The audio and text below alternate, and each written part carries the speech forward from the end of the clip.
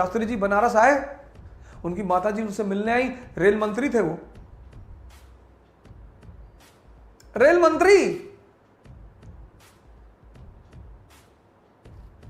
Railway के guard का interview देने गए, सिलेक्शन नहीं हुआ। पैसा नहीं होता था कि नाव पर बैठकर नदी पार करके स्कूल चले जाए। रेल मंत्री, भारत के प्रधानमंत्री बाद में, उनकी मां मिलने आई, कहीं बेटा तुम क्या करते हो? कहीं ना बाबू हैं रेलवे में। उन्होंने बताया नहीं कि मैं रेल मंत्री हूं। उनके अधिकारियों ने पूछा कि सर आपने बताया नहीं कि आप भारत के रेल मंत्री हैं? कहीं मेरी मां बहुत इनोसेंट है, इसको मैं बता देता, ये जाके लोगों को बताती, वो इसको काम सौंप देते और मैं कर नहीं पाता।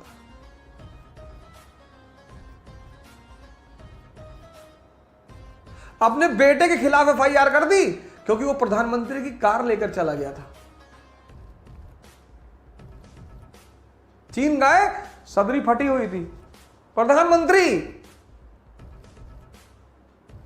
प्रधानमंत्री। हमने इन चीजों को इज्जत देना ही छोड़ दिया। मैं हैदराबाद गया 3 साल पहले सेमिनार लेने, फ्लाइट लेट हो गई हमारी 1 घंटा।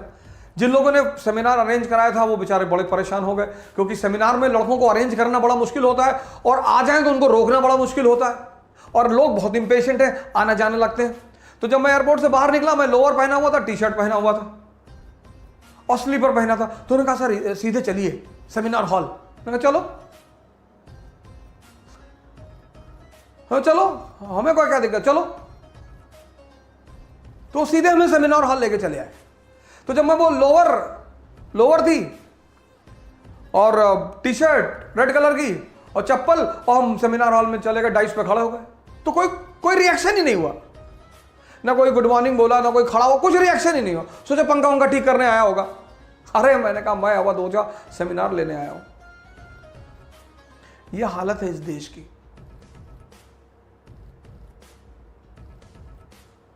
ये सुनाइए, ये सिखाइए सर अपने बच्चों को। सिर्फ बचपन से ये मत कहिए तुझे आईएएस बनना है, तुझे मेरा सपना पूरा करना है, ये सब मत करिए सर। उनका मानसिक विकास कराइए सर। सर जिसका भी दिमाग जिंदा है ना सर, वो भीख नहीं मांगेगा सर, वो मांग ही नहीं सकता सर।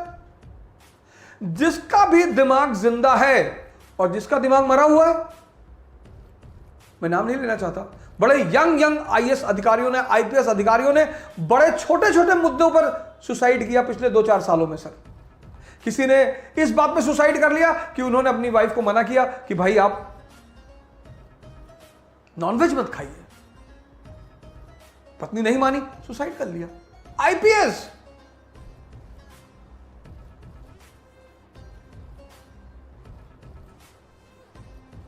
शिक्षा का उद्देश्य है दिमाग को जिंदा करना। कनेक्टिविटी सिखाइए सर। शुरुआत में किसी भी चीज की जो लर्निंग है, लर्निंग जैसे साइकिल चलाना जब आपने सीखा तो शुरुआत में दर्द हुआ, शुरुआत में टाइम, किसी भी चीज के शुरुआत में टाइम लगेगा सर। एक बार आप सीख गए, उसके बाद हाथ छोड़ के साइकिल चलाने लगे। वो जो पहला फेस होता है वो ऐसा होता है, ऐसा, यही चैलेंजिंग होता है। लर्निंग का जो पहला फेस होता है वो ये होता है। बड़ा इंपेशेंट हो जाता है आदमी कि यार बहुत धीरे हो रहा है। शुरुआत में होगा सर। शुरुआत में आप साइकिल लेके भागे, फिर आप बीच में घुसे कुछ दिन, फिर आप डंडे पे बैठे, फिर आप गद्दी पर आए, एक दिन आप थोड़ी बैठ गए। Learning is always a slow process, always. Impatient होने की जरूरत ही नहीं है सर। कनेक्टिविटी सिखाइए सर।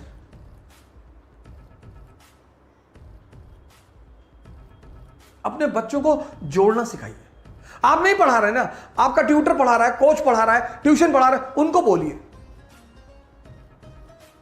कि भैया हमारे बच्चों को रटाना मत, समझाओ, जोड़ना सिखाओ, डायग्राम बनाओ, डायग्राम ऐसे बनाओ, डायग्राम। धम्मा ऐसे लिख दिया, धम्मा, धम्म की नींद किसकी? अशोक की, अशोक की। भारतीय उपमहाद्वीप, इंडियन सबकॉन्टिनेंट पर कब्जा, इंडियन सबकॉन्टिनेंट यानी पाकिस्तान बांग्लादेश भी मिला हुआ है, पर कब्जा, मौर्य साम्राज्य। ये Indian subcontinent unity in diversity का इलाका, अनेकता में एकता का इलाका। आज कौन है? हिंदू है, मुसलमान है, ईसाई है। उस समय कौन थे? बौद्ध, ब्राह्मण और जैन। और ग्रोथ और डेवलपमेंट की सबसे बड़ी आवश्यकता क्या है? Peace and stability. ग्रोथ और डेवलपमेंट की सबसे बड़ी आवश्यकता क्या है? Peace and stability. जैसे आज हिंदू, मुसलमान और ईसाइयों के बीच तनाव है, ऐसे तब ब्राह्मण, बौद्ध और जैनों के बीच तनाव था। उस तनाव को खत्म करना था। किसके लिए? ग्रोथ एंड डेवलपमेंट के लिए। तो फिर अशोक क्या लाया? धम्म की नीति। बस ऐसे डायग्राम बनवा दीजिए। सर ये डायग्राम जब वो लड़का सामने देखेगा ना, और क्या है धम्म? धार्मिक नीति है। किसकी? सामंजस्य